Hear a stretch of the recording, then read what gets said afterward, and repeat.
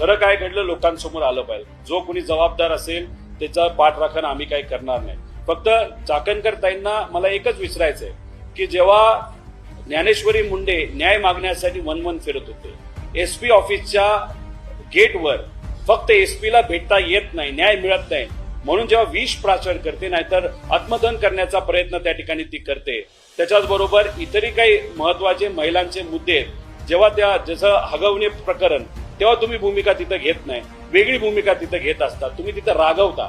मग अचानक खडसेंचं प्रकरण आलं त्यात तुम्ही उडी मारता, मग गरीबाचं प्रकरण असतं तेव्हा तुम्ही बोलत नाही, पण राजकीय प्रकरण आलं तेव्हा तुम्ही भूमिका घेता। म्हणजे ह्याला काय म्हणायचं की तुम्ही फक्त राजकीय भूमिका घेता?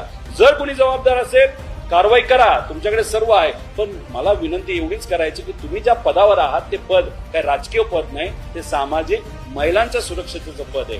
आज या महाराष्ट्रामध्ये महिला सुरक्षतेचे प्रश्न खूप मोठ्या प्रमाणात वाढलेले आहेत, महिला आज अडचणीत आहेत, त्याच्यावर खऱ्या अर्थाने तुम्ही बोलणार। सरकारच्या विरोधात सुद्धा तुम्ही जर बोलला तर तुमचं स्वागत आम्ही